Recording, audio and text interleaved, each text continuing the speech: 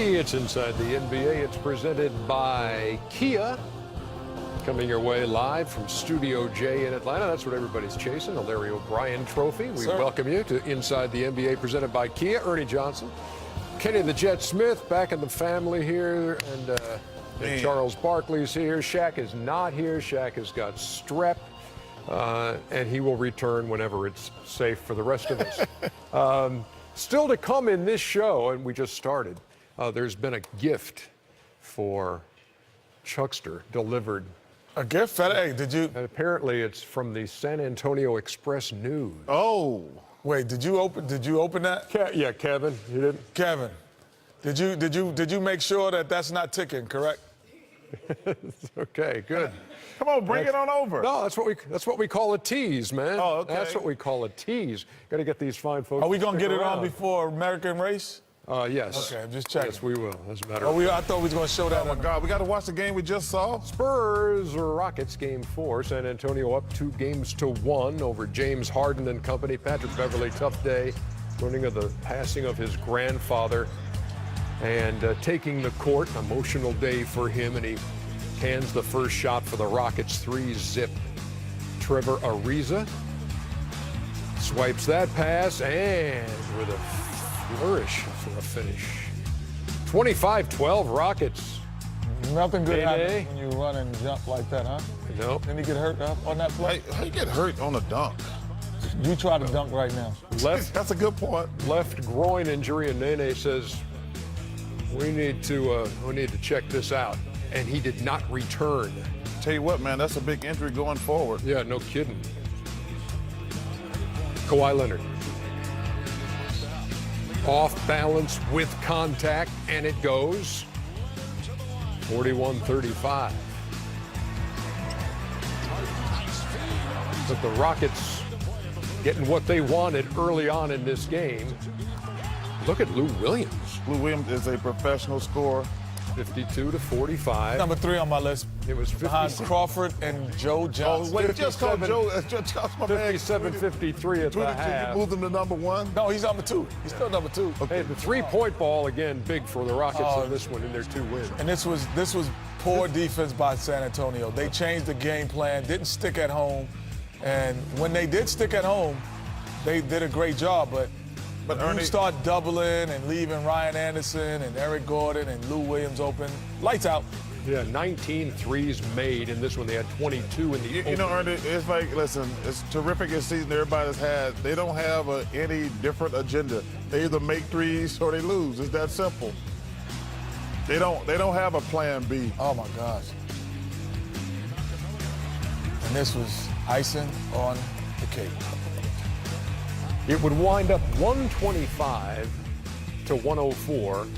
James Harden, 28 points, 12 assists, went 10 for 18 from the floor. Eric Gordon had 22. Lou Williams had 13. And the Rockets cruised to tie the series at 2 games apiece. Here's Mike D'Antoni. Mike, during the regular season, you guys played 4 times, and I think it was an average of Brian Smith Houston Chronicle. It was an average of 3 points, very tight games. Through this, it's been 4 games, 3 blowouts. What do you think's going on overall? I wish I was that smart that I could figure that out. I don't know. I mean, it's just, we made shots, don't make shots. I guess if both teams start making shots, then you'll get it close, and maybe that was it, or both teams missed shots. So, you're right, they're blowouts, but we had chances in the second game to down in San Antonio to, we're down, I think 5 points started the fourth, got it down to 3, and we just couldn't get over the hump. It happens. Guys are more determined, I guess. Just the way the rhythm of the game is right now. Adam Spillane from Sports Radio 610. Mike, do you have any update on Nene and the decision to put Gordon in the starting lineup to start the second half? What went into that? Well, Nene will have a better handle on it, but obviously he did pulled his groin pretty good, so we'll see. I don't have more than that. And then it was pretty simple because Ryan had to spell Clint, and Clint had 3 fouls at halftime, and we just couldn't play both of them. And I kind of like Ryan to 5, and so it was kind of the decision made itself. Coach. Give me the impact of Nene if he's not available. He's their most physical big guy. He's the best, obviously, big guy coming off the bench. He's played fantastic.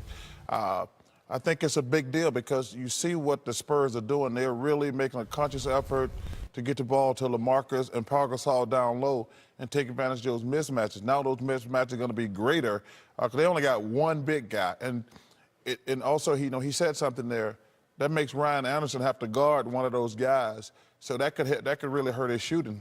Well, the Rockets get threes by saying that they're big rim runs. So as he runs down the middle of the floor, that obviously forces defenses to say, we can't give up a dunk. So now that allows you to get the three-point shot and have a little bit more space. So when you have a Capella and he's the only one that does it, when you come out, then you go small. So Ryan Anderson doesn't run to the rim. So now you can actually guard the perimeter a little bit easier. And then what Charles says on the other end, you can really punish them with the basketball. Well, if Mike D'Antoni can't figure out, what's going on here with 3 blowouts in 4 games, and now it's best 2 out of 3, you fill me in. You got to stick with the game plan. And, Charles knows getting to the NBA Finals, myself being on teams that got to the finals, win championships, the one thing that you have to do is stick to the game plan from night to night. Tonight, the San Antonio Spurs did not stay with the game plan. They abandoned it when guys were driving the lanes and got a couple of layups. Then the crowd got into it. They were still only down 5, 6 points. But they got a little bit anxious. Then they started to help. And when you go help against the Rockets, they make you pay. They pitch and they find those three-point shooters. And they get Eric Gordon and they get Lou Williams off. They were able to do that by pitching and getting those guys going. And then they started creating shots. So they started creating. You have to stick with the game. You know what? I'm going to give a couple layups. I'm going to give a couple crowd oohs and ahs. Guys are going to get dunked on here and there. But at the end of the game, at halftime, it was 53-57. And then when they abandoned that, you go away. Yeah, but Mike D'Antoni said something. I always listen when the coaches are talking because in a 7-game series, you find some things. Like last game, starting Murray kept Patty Mills in his normal position. And so that's why the Spurs played really well. I think starting Garden in the second half really changed the Rockets. They were down 4 at halftime, but Garden started playing well. It gives them another ball handler who can create his own shot when they're trying, because he can go around you if you play him on the front line. Now, Ryan Anderson can't do that. Ariza doesn't really do that. But Eric Gordon can create his own shot. So that's something they found. They got, because he said, I started Gordon in the second half because they were sticking to the three-point shooter like Kenny said. But Gordon played well because he can put it on the floor. Best 2 out of 3 with 2 games in San Antonio now. Who wins the series? Whoever wins the next game. Ooh, that's simple to you? I do. I think whoever wins the next game will win the series. The Rockets lost a golden opportunity in Game 3. They put it in neck up 3-1, but there's so much pressure on Kawhi Leonard. I've never seen a Spurs team play like this. They never get a ball to one guy and let him make plays. They've always, you pick it, you hear. But Kawhi Leonard, because... Well, part of that is missing Tony Parker now, too. True, but Tony Parker was not playing great anyway, Ernie, in fairness. Because you go back, listen, Tony Parker had a couple good games against Memphis, but he wasn't playing great. Kawhi Leonard has been a one-man wrecking crew. Now, so can he keep doing that is the key.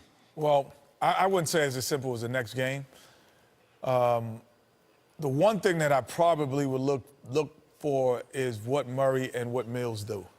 And when I say what they do, not offensively and scoring, but creating a pace and creating space. So those are the 2 things I look. Murray played okay tonight. Yeah, he played okay tonight. But I also thought even the game that they won, I thought he played okay. But I thought Patrick Beverley made him uncomfortable.